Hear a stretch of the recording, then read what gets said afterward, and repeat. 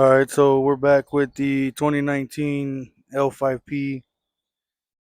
We have another pigtail on the injector, went bad. So today we're going to be focusing on the number 5. It's going to be on your passenger side.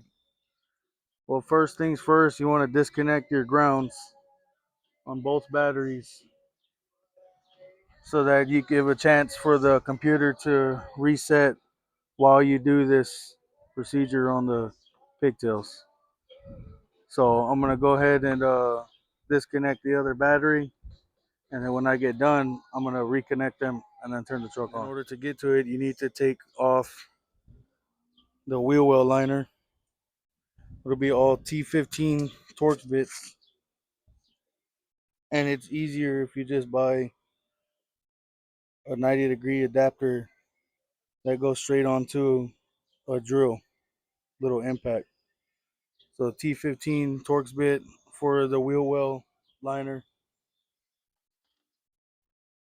Whenever you take the wheel well liner off, you're gonna reach and get to this 10 millimeter bolt that is connected to a heat shield cover like it was on the driver's side. But the thing is, with this passenger side, is it's actually a lot smaller than the one on the driver's side. So thankfully that this heat shield cover on the passenger side is a lot smaller than it is on the driver's side. You should be able to just unscrew that 10 millimeter bolt, mess with it, and pull it right out.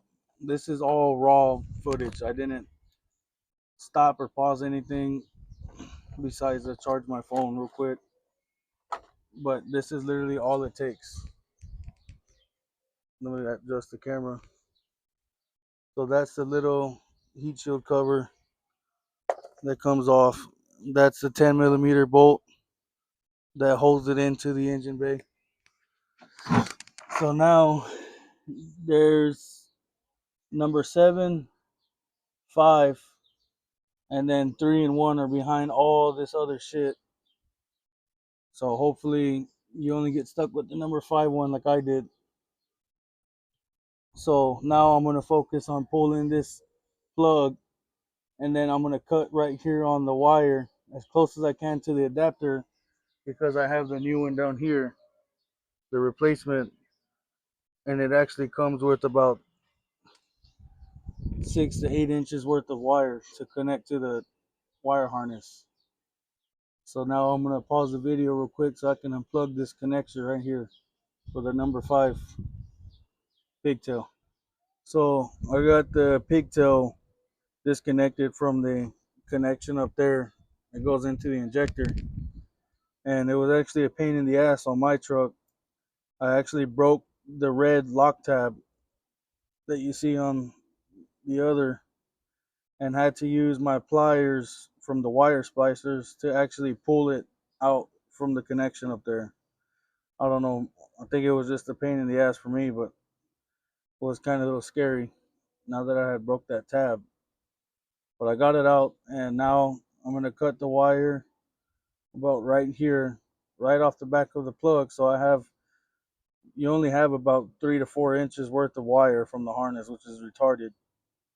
But so I'm going to cut close to here, cut back this tape right here, and splice it onto the new one and connect it. Once you connect it, should be able to turn the truck on, and that check engine light should go away. All right, so there's the new connectors, the butt splicers, butt connectors, whatever you want to call them, actually crimped and heat shrink onto the actual wiring harness coming from the truck. It's easier to go ahead and just connect the wire connectors onto the wiring harness coming from the truck, because then from there you can know how much wiring you need to cut off from the new connector. So that's it, connected and heat shrink to get a watertight connection on the wiring. Now I'm going to cut this one to size and connect these two wires to the butt connectors up here, and then plug it in.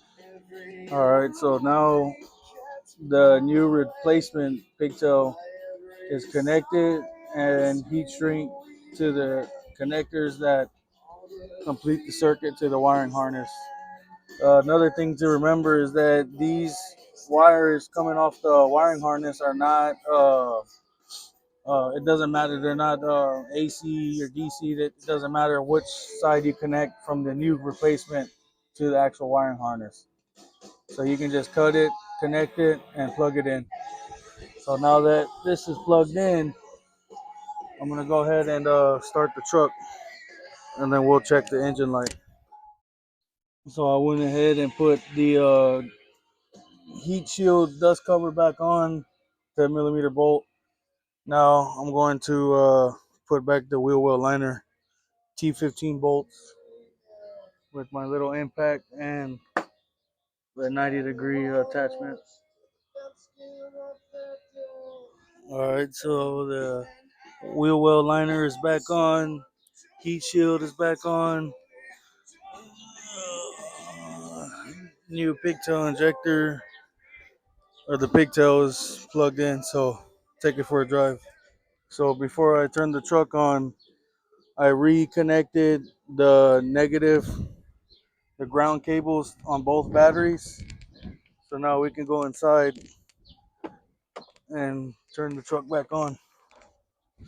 So right now I'm at 122,000 miles on the truck. So once I turn this truck on, I should be able to get rid of the check engine light.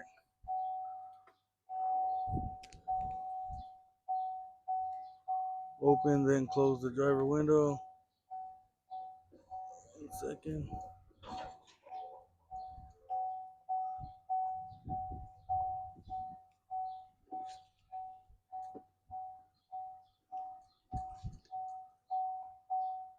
All right.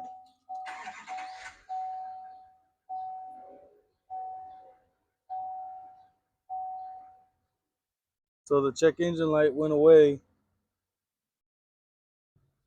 and no more emissions or reduced engine power, check engine light, no see owner's manual. So I'm gonna let the truck warm up and then take it for a drive for about 5 to 10 minutes, and then I'll include a video of me driving on the freeway to show that the truck is running fine. All right, so here we are on the freeway, doing about 70. Been driving for a couple minutes now. I'm gonna do a turnaround up ahead and then come back.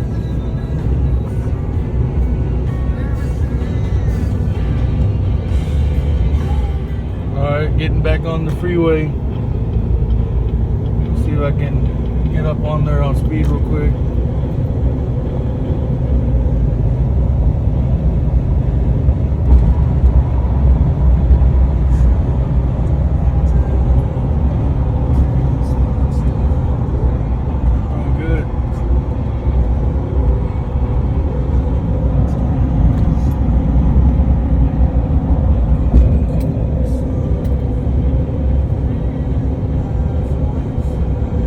There you have it. That's the number 5 Injector Pigtail replacement. You can find them online on Amazon for about 13 bucks. And I told y'all what y'all need. First things first, 10mm socket for the negative ground terminals. Disconnect the negative on both batteries. Go ahead and move to your passenger side. Take down the wheel well liner. T15 Torx bit, 10mm socket for the heat shield cover, and a pair of electrical wire crimpers and splicers, and a little torch to heat shrink the butt connectors. But there you have it. So far so good. This ain't my first rodeo. Thank you, GM. Go ahead and hit that like, subscribe. I'll be doing more maintenance on my truck for the 17 to 19 L5P. Duramax 6.6. Thank you. Thank you very much.